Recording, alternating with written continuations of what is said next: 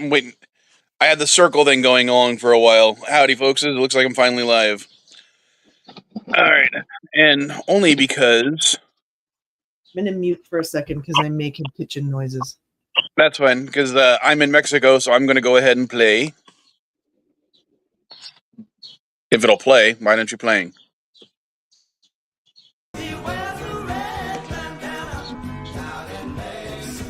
Why isn't it playing my music? It played. I heard he was a red bandana down in Mexico. Yeah. I can hear it, but it didn't play for me. I heard it and saw it. It did not play it at all for me. That is making me mad. That's weird because I heard it and I saw it. Right. I heard it. I did not see it. Oh, now we've lost Mike. So, what pissed you off this week, Elihu? Oh, let's see. Whoa, where do I start? Oh my gosh, they cut the bus. They cut some of the bus lines, so I have to walk an extra 3 blocks to go to the store now to catch the bus. That sucks. Yeah, the 3 buses that I mainly use, they cut the routes. I'm like, what the hell? This is how I get to the museum. This is how I get to the Mission District. This is how I get to the thrift shop. I'm like, damn. Oh man, we really lost Mike. Damn. Yeah, one of the buses, I used to just cross the street and catch the bus. Now I have to walk 3 blocks to catch that bus. I'm like, shit. That sucks. Do they regularly just change the routes, or did they cut service in general? They cut service. That sucks a lot. I mean, that's really dumb. It makes more sense to increase bus service in this. Okay, yeah, I don't think that was the reason why it was kicking me off, because obviously it just did it again. Maybe it just hates you. Yeah, I don't know. I was gonna transition into a little political thing with the buses. Go ahead. Okay. Yeah, one of the things about the mayor race, Daniel Lurie, he's like, yeah, we're gonna get this kind of immunity here. We're gonna get the Market Street back open up again for pedestrians, less cars. Well, cars are starting to come back on Market Street. Immunity prices have increased. I'm like, what the hell? There was no subsidy to how you're actually going to cover this. The dude in New York that everybody's raving about, Zohan, whatever his name is, he actually had a plan. He said, yeah, I'm gonna cut down the free transportation. Like, yeah, how are you gonna do this? Well, you own a house, you make so much money, your taxes are gonna go up. That's gonna cover it. People are like, wait, that's actually smart. Only certain people have to pay this. That's actually smart. And people are complaining about this. I'm like, wait, somebody actually has a plan to cover subsidies, and you have a problem with this? Oh, that's why, because you are going to get taxed. That's why you have a problem with this. Oh, he's not Christian. That's why you have a problem with this. Yeah, that's, as far as I can tell, that's the only thing that people seem to be focusing on about him, is the fact that he's not a Christian. There's 25 years ago, 9/11 happened, and then now we're electing a Muslim, and I'm just like, that's what you're focusing on. Yeah, that seems irrelevant. If he's the best man for the job. If that was the case, then no Christians would ever be able to be mayor, because there's been lots of murderers and such who were Christians. Look at Timothy McVeigh was a white guy. Hello, why white guys still being elected? Right? Yeah. Or the Oklahoma bomber. And a couple of sitting Congress members are calling for his deportation. I'm like, wait a minute, you're calling for this guy's deportation, but not Ted Cruz, who's born in Canada? Well, yeah, I think deportation is just a big word that they want to keep using because it gets rid of the problem as far as they're concerned. Yeah. Interestingly, I remember a few years ago, the Toronto transportation system, which includes buses and trains and such, determined that it would actually be cheaper to offer free service rather than collect all the tokens and stuff. It was more expensive to collect all the bus and subway tokens and to man all the kiosks and things like that. It would be cheaper to not have any of those things and just let people ride for free. It would actually be less expensive. when I advocated for the free restrooms here in San Francisco about 15 years ago, Gavin's like, okay, how are we going to cover this? I'm like, well, how about these subsidies, these subsidies? He's like, no, that's actually a good idea. We can take these subsidies here to cover the cost of the cleaning and maintenance. And it worked. Yeah. You redistributed funds. Hello, nothing was cut. Things got redistributed. Idiots. I honestly don't understand people. We're not going to do this after all. Okay. No, the other thing. Sorry, I was trying to get some clips ready, but apparently some of the clips that I had, I accidentally deleted already. Oh, yeah, you need more coffee, dude. Yeah, well, when I was getting ready for everything. Oh, hey, LGG, if you want to come on up, you can. The only one I saved was, ironically, the one. I'm not going to play the full clip. Well, I'm pleased to officially announce that the Department of the Navy is renaming the Fleet Replenishment Oiler, formerly known as the USNS Harvey Milk, to the USNS Oscar V. Peterson. We are taking the politics out of ship naming. We're not renaming the ship to anything political. This is not. That actually seems more political to like take the name off the ship. Seems pretty political. I just looked up some information here. Besides Matt, The only ship named after a gay serviceman during Pride Month is obviously a political move. It is. Second of all, according to the United States Navy, political. Well, according to the United States Navy, we currently have 172 ships named after politicians of various sizes, including presidents, secretaries of the Navy, secretaries of defense, former admirals turned politicians, as well as senators and representatives. So it's literally part of the naming convention to name ships after politicians, which is inherently political.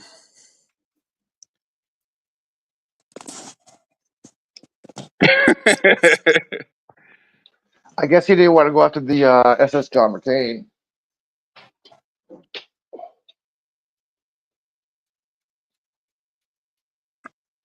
And Dandelion, I was talking to Mike earlier.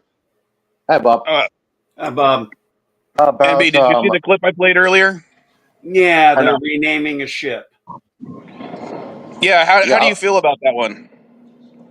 Well, nothing I can really say about it, considering nobody gave a shit about all the two Navy ships that were renamed under Biden and all the bases that were renamed under Biden. So, well, how do you feel about him changing the name mid-mission while it's at sea? Because that was one of your complaints about Biden, even though when he renamed those Navy ships, they were in port undergoing maintenance. This is a ship that is currently at sea.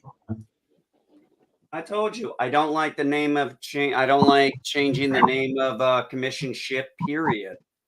It's considered Navy. It's Navy terminology, which is also in Marine Corps terminology. It's considered bad luck. You don't. Thank you. I was going to say something like that. It's wait a minute. Hold on a second, Mike. Let me finish. No, let me finish. Let me finish. Let him finish. When is it allowed to rename a ship or a boat? When a ship is under maintenance in port, or before it gets actually commissioned, or when it's sold. Sold, yes.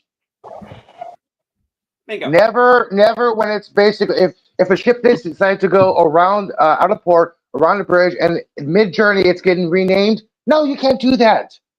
It's not on mission. It's not in port. You cannot do that.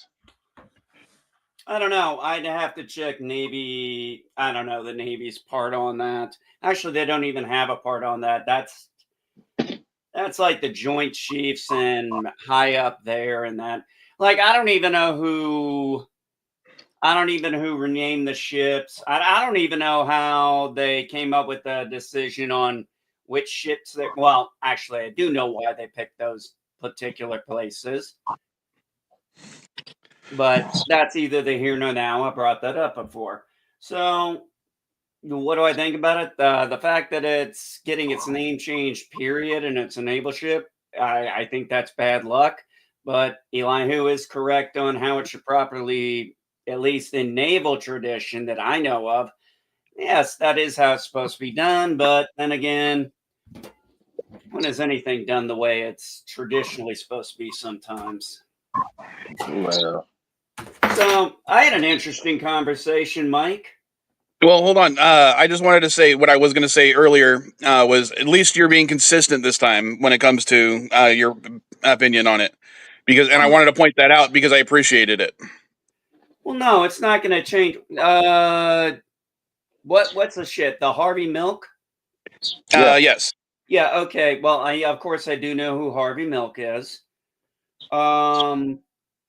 Real pioneer back in the day. Mm-hmm. Real pioneer back in the day.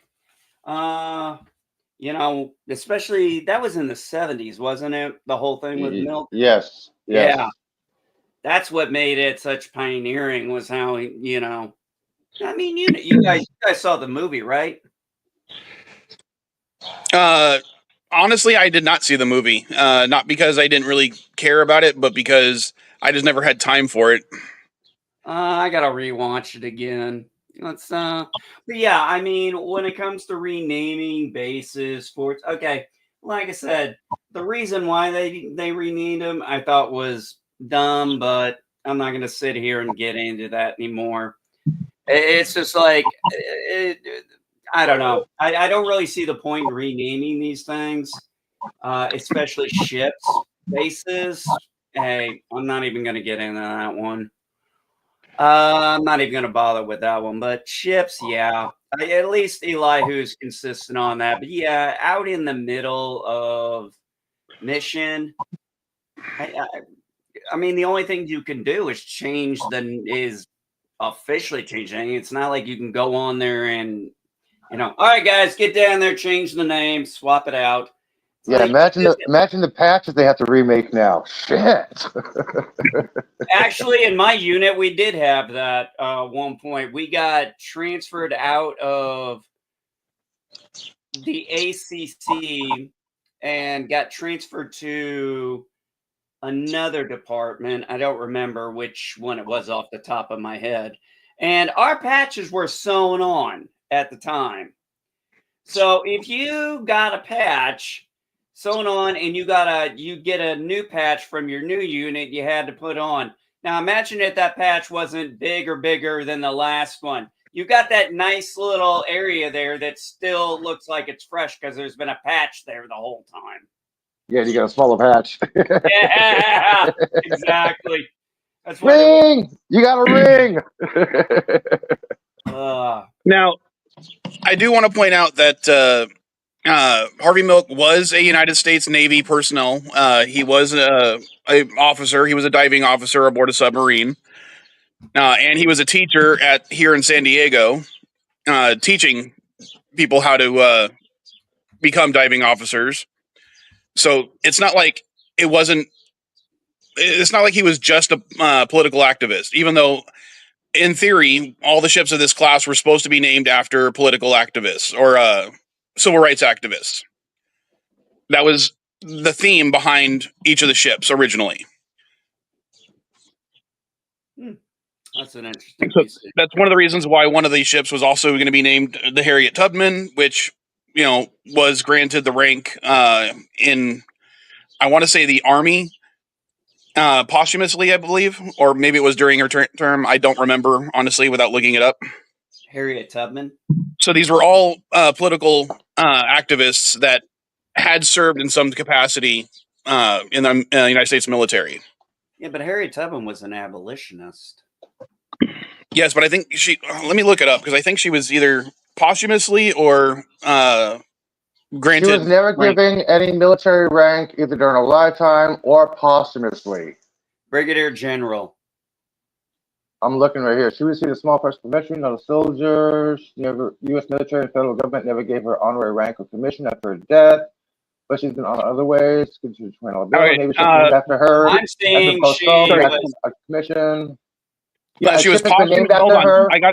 I got it right here. She was So do I. posthumously given the rank of Brigadier General of the Maryland National Guard. National Guard. That's what I was gonna mention.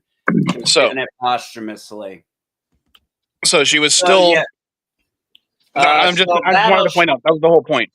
Well, let's look at this. Also, the battles. Raid on Canterbury Ferry, Second Battle of Fort Wagner. Wagner. Yeah. And I did not know that about her, that she got that rank posthumously. She Yeah, helped during- plan the But Combi thing River is, raid. it doesn't say honorary. It doesn't say honorary. It says Brigadier General. Well, I that say means- honorary because it was posthumously done. Oh, okay.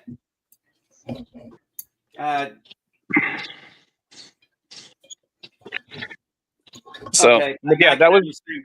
That's a little confusing to me, but I understand where you're coming from your perspective. so. But yeah, the other ships in the for those oil tenders were supposed to be the John Lewis, which is the namesake of the class, named after Congressman John Lewis. The Earl Warren, named after Supreme Court Justice Earl Warren. The Robert F. Kennedy, Attorney General. The Lucy Stone, women's rights advocate. Sojourner Truth, women's rights advocate. Thurgood Marshall. The Ruth Bader Ginsburg. The Harriet Tubman. The Dolores Huerta. The John L. Goldberg. And the Thomas D. Purnam. The rest of them have not yet been named. The only ones that have been launched are up to the Sojourner Truth, which was launched earlier this year.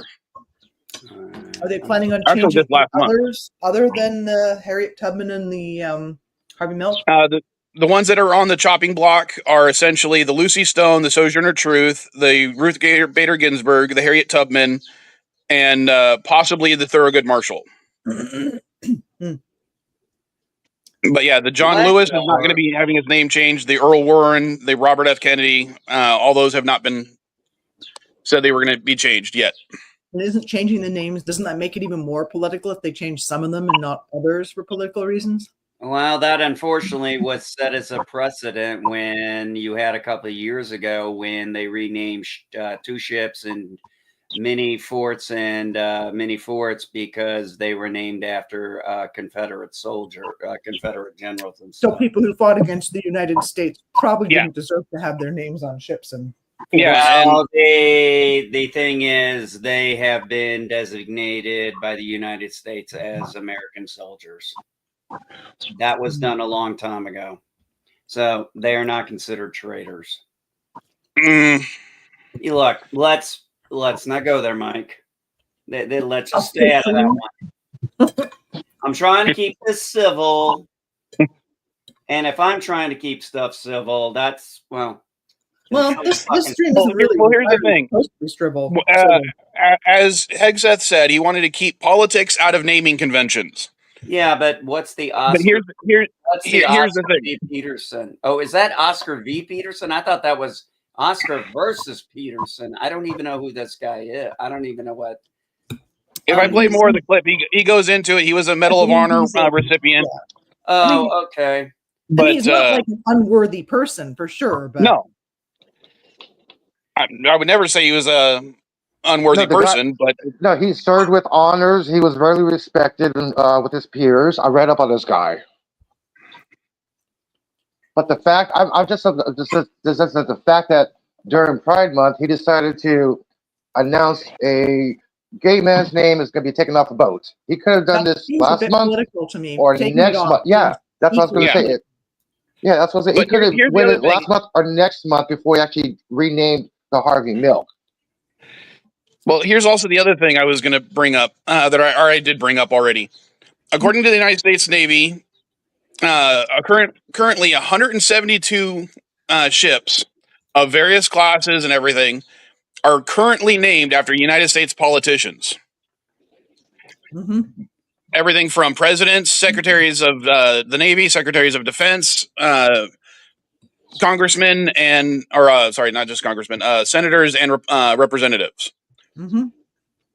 That would mean that at least, what was it? I think there was about 1,000 ships, so almost little over 10% of all ships are named after politicians, which is inherently political in and of itself. Hmm. Gonna change all them too, I assume. Well, Now, at least when it came to this, with the civil rights activists for this particular line of ships and only this class of ships, all of them were ones that were served the military in certain ways. So it wasn't just being a political activist. You also had to be a political activist that served the military in some capacity. I honestly never gave much. I'm going to be honest, my time in the Marines and stuff, and even afterwards, I just never really given much thought to what they decide they're going to name a ship. I'm just like, okay, that's the name of the ship. Either I know who I either know who the person is or I don't. And like right now, when it comes to aircraft carriers, Yeah. as of right now, the naming convention is they are only to be named after former U.S. presidents, except in the case of two legacy names, which is the Nimitz and the Enterprise. Yep. Well, you can't get rid of the Nimitz. Or the No, I mean, Enterprise, aircraft carriers please. themselves wouldn't I exist. know the Enterprise, but come on, you got to remember the Nimitz too. Everybody remembers the Enterprise. Well, that's because you wouldn't have modern aircraft carriers without Admiral Nimitz. So that's one of the reasons why, in my opinion. Yeah. So you can't have more than 47, not even 40. You can't have, how many aircraft carriers can you have then if they have to be named after presidents? Isn't that a bit limiting? We don't have that many carriers. Yeah, Okay. but even then, we don't even have that many. He's Okay. right. We don't have 47. Well, that wouldn't work because some of them. And not to mention, I think one of them was decided that he wouldn't get a aircraft carrier. He was going to get a submarine because he served on a submarine, and I can't remember who it was at this moment. I want to say it was the Jimmy Carter. Let me look it up real quick.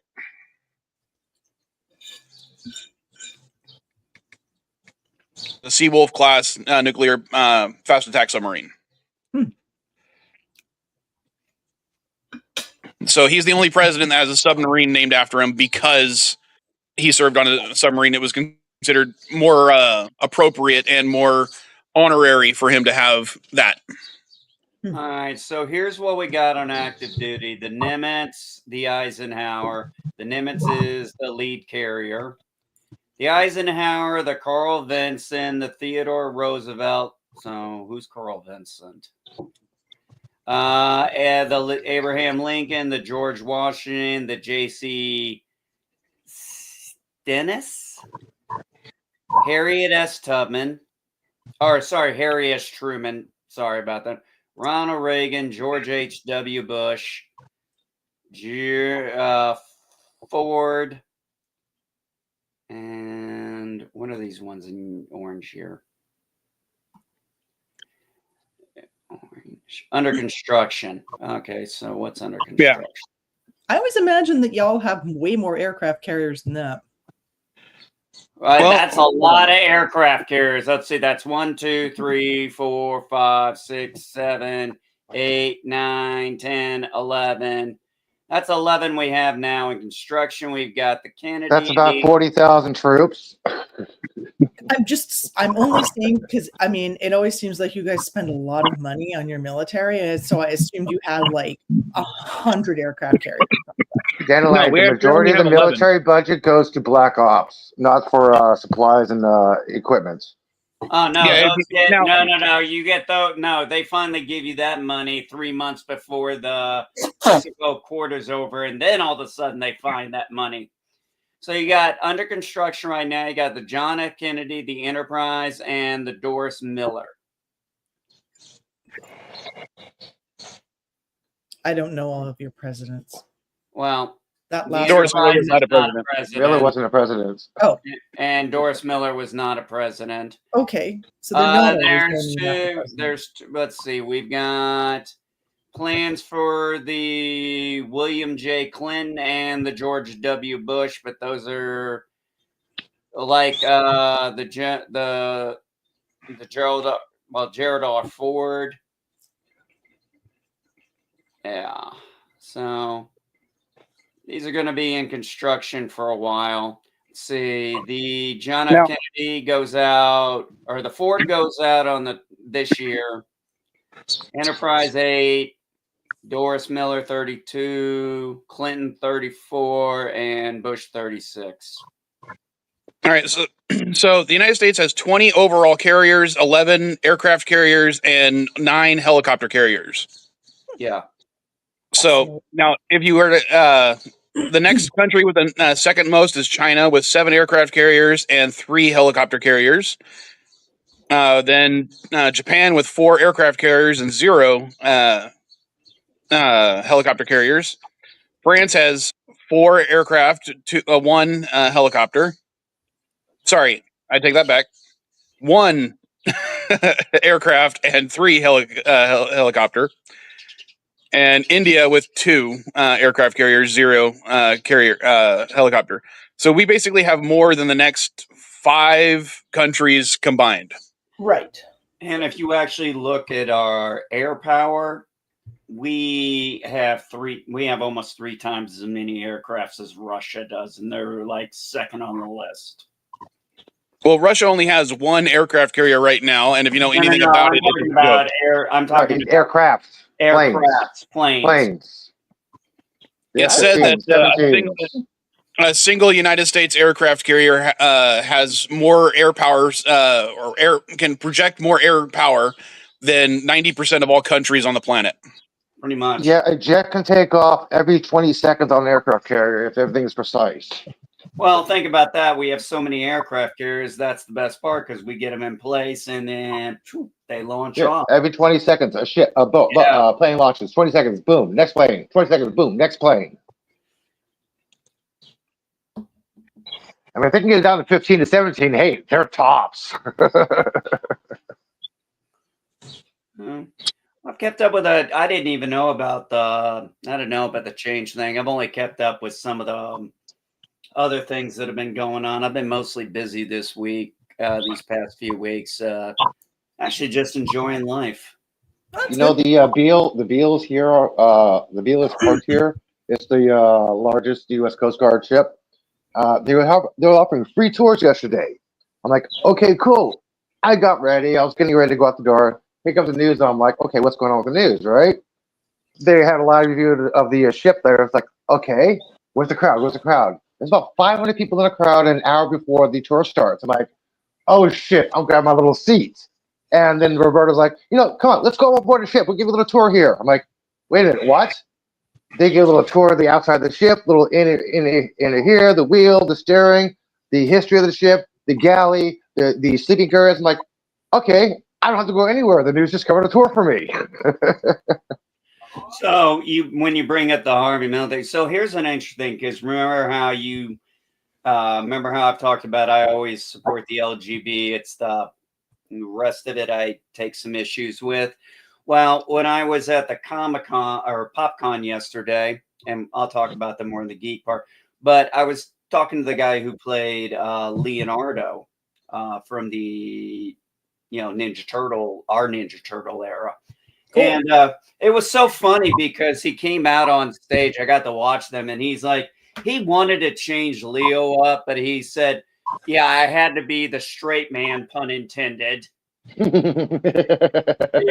I thought that was funny too. And so when I got to meet him, I asked him, I said, where are you from? He says, I live in LA. And then I started asking, I was like, ooh. I was like, how'd you handle the fires? He was fine. He was fine. And I said, hey, and I was talking about my view. Radius. No, I was talking about, and I got on my view. I mentioned my view on the LGB and then the rest of it. And he we had a very good conversation. where he said, a lot of the people in the community that are our age and stuff are kind of wanting to be like, look, we wish you all the guys the best of luck, but could you please do your own flag and do your own movement? It's like, not saying they don't want to be a part of it. They don't wish them the best. It's just like, can we not be part of this? Well, you can't treat any group of people as like a monolith.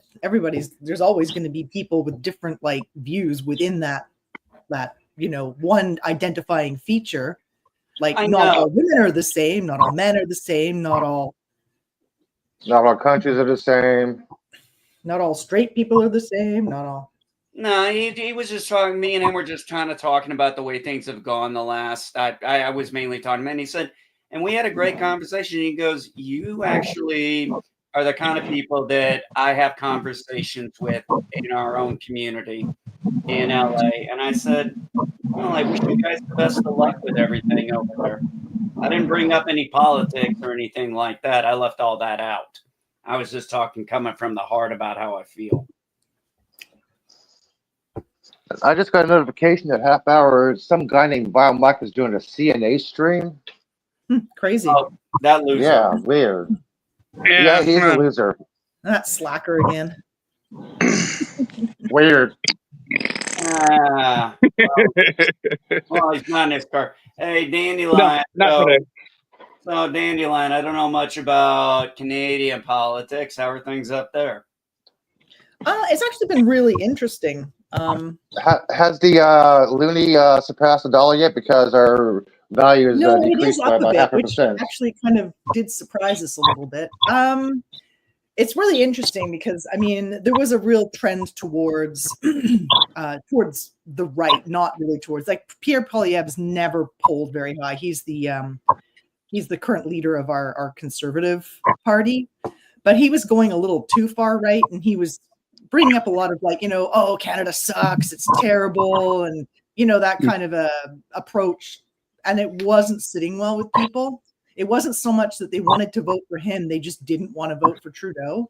So when Trudeau stepped down and Carney took over, which is kind of interesting because Carney is a very much old PC kind of politician, Liberal. where fiscally conservative but socially liberal, and he does believe in climate change and working towards solutions and that kind of stuff. So he's actually been pretty popular, although some of the stuff he's done has been way more just making a decision that really is something that he doesn't have the right to make. Like he's been a little overly like, and they always complained about Trudeau being an authoritarian, which was completely ridiculous and never true.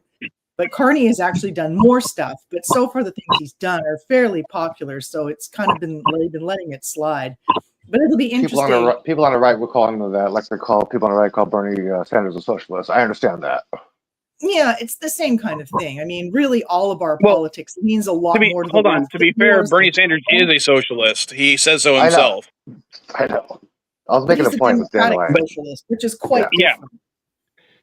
Which is more, if I were to say I was any type of socialist, it would be a capitalism-backed social form of socialism.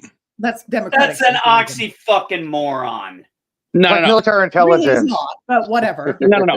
What I mean is, you have a free market version of any socialist program. Similar to like we have today with the modern post office. We have the socialist version, which is the USPS.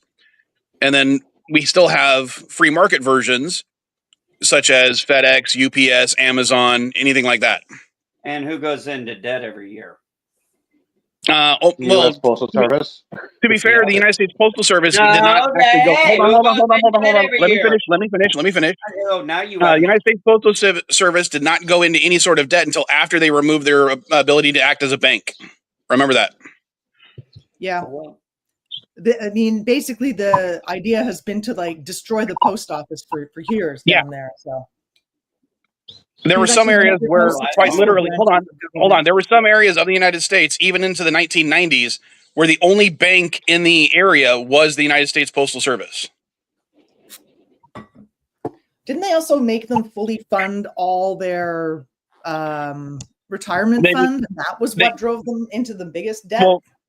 Well, things like the United States Postal Service is also responsible for passports for I think it's the Department of the Interior or the Department of I can't remember.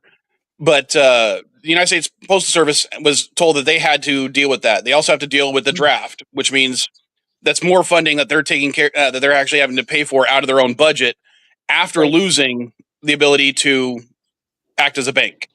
Yeah. So you basically been forcing them to do more stuff with more less of their budget, and that's one of the reasons they've been going into debt. And remember, they only started going into debt approximately 9 years ago, even though they lost their ability to become a bank over almost 30 years ago. I think it was under either the first Bush or the second Bush. Second. So, Yeah. God dang, stupid aircraft carrier. I was saying aircraft carriers, aircraft. So I got jets flying above me. Carriers don't fly. You wait, but- the helicarriers above you? Wow. But in general, to finish my answer, Carney seems to be doing fairly well. He knows a lot of people internationally, so he is probably going to be pretty good at getting us some good trade deals with other countries, since the U.S. has proven itself to be a bit of an unreliable partner in the last little while. But anyway, No that Well, comment. how do you feel about the deal between Canada and China for oil? I don't know. I'm personally of the mind that they're probably better to like do less oil, but I understand there's still a need for it. So You guys still have the. I don't think I Keystone know to deal enough with. about the specific deal. I don't keep like, I mean, honestly, I don't have time to keep up with anything these days. So Well, the only reason I'm worried about it is because of certain things that have been going on. I honestly feel that China's probably going to invade Taiwan by the end of the decade. yeah. I mean, a lot of people are assuming it's going to happen between 2027 and 2031. Interesting. Yeah, well, And it that's would- very unfortunate. A big chunk of it will depend on what happens in Ukraine and what happens between Israel and Iran right now. I was actually surprised it didn't happen under Biden. Well, that was because of the deal that U.S. and Taiwan made at the time for the chip manufacturing. Remember? Yeah, It was one of the reasons why that chip manufacturing plant was moved from Taiwan to the U.S. under Biden. What I'm saying is, after everything that started going on, okay, starting with the Afghan withdrawal, people started seeing blood in the water, and a lot of things started going on. You know, Russia re-engaged the war that had been going on. Only they turned it back up. And That was always inevitable. oh yeah, I knew that was inevitable, but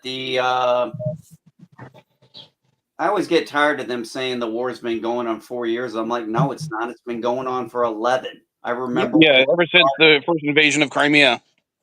Yeah, and I remember when that happened because I was in my office when all that stuff was going on. So, you know, we got classified briefs and fun stuff like that. And it's just like, you know, then the Ukraine and the Russo-Ukraine war popped up. Then Hamas hits Israel. I was like, well, shit.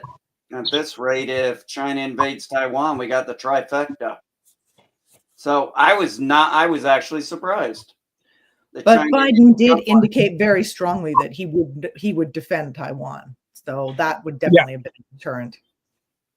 I mean, But that was one of the reasons Biden, but other countries did think highly of Biden, to be honest. No, they didn't. When one of the things that Biden did is because of the whole chip manufacturing issue, because a lot of our chips come from Taiwan, at least the ones that don't come from China.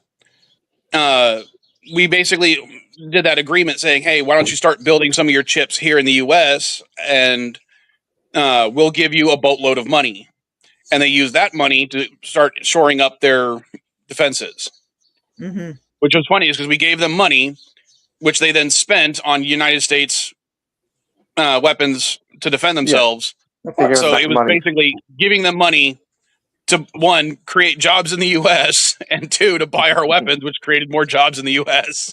Generally, We got how our it money works. back, basically. Yeah, I mean that was a great deal he made. That's a great deal right there. How you subsidize your own country by Yeah, apparently that was Biden economics. Well, Yeah. no, that was not Biden economics. That I'm was just sorry. a really good deal Sorry. for the U.S. Because one, it keeps one of our allies happy, it keeps us happy. And granted, the amount of jobs it created was negligible. We're talking about like 2,000-3,000 jobs right now, Yeah. but still, it's the amount of money we're talking about is what is important. Because we're talking like billions and billions of dollars. I think. I Oh, think by the people way, fail to realize that. Sorry, go I ahead. was going to say. By the way, I think they're on about page 630 of the 900-page bill right now. Oh, I noticed that New York went with Zohan. Yep. Yeah. So I'm going to point out this. This is definitely where you're seeing the lines of the socialists of that wing, the radical socialists, in the establishment part. Like, for example, one guy actually said why he thought Cuomo should be the mayor. Well, I've known the guy 70 years and he's done a lot of good things. And, you basically coming up with, oh, he's my buddy. And, you stick with what you know. Like, yeah, that's the reason why we're in the trouble we are now, because we got people like Chucky Schumer and Mitch McConnell who, listen, I think we all know the only reason they're the leaders is because they know how to get money. Majority of the votes for Zohan went from Brooklyn. Brooklyn is highly Muslim, Islam, non-Christian area. So that's why that's how he got the vote. I hear apparently a lot of white people voted for him too. Yeah, I mean, but basically got that area from Brooklyn. I didn't look at the demographic breakdown, but I mean, Cuomo dropped out. This guy, I guess, I didn't keep up with what was going on in New York until this suddenly became a story. It was kind of like, if you think about it in a way, kind of like when Obama came on the scene, when Hillary was doing her first run during the primary. And it was like, who the hell's, it's a junior senator from Illinois who most people didn't even know who he was. And, well, he got up there and kicked everybody's ass. So that's why I say if you're gonna blame anybody for Hillary not being president, blame Obama or blame the Democrat Party. Well, no, the joke is you're supposed to blame Star Trek Voyager. What? Oh, you didn't know? Andrew Ryan was originally the senator from Illinois that Obama took his place for. Oh, and yeah. What happened was Andrew Ryan was married to Jerry Ryan. And when Jerry Ryan moved to Los Angeles to film for Star Trek Voyager, it put a strain on their marriage, which ended in divorce. And when he got divorced, he ended up dropping out of his seat because it basically came to light that he had done a bunch of things that he shouldn't have done. And he was replaced by Obama because of that. And that's what put Obama slightly on the national stage and led to him becoming president. That's why he was chosen to speak at the convention. Anyway, guys, So, yeah. I'm gonna have to dip because I gotta go feed the chickens. Well, I'm gonna end in a couple minutes anyway. Okay, well, I'm gonna go feed the chickens and all that before my loaf of bread is ready to. All that jazz. Well, if you're looking at it now too, you're seeing a change on the Democrat side where it's the establishment versus the young socialists. And after seeing what happened with the Zohan figure, See you in 15, guys. I mean, honestly, the only way I think that guy is not going to win the governorship of New York is if all of a sudden all those Democrats voted for a Republican, and we both know that's not going to happen. It's like, okay, do you establishment people really want to keep this guy out? Okay, well, you might have to vote Republican, and it's not going to happen.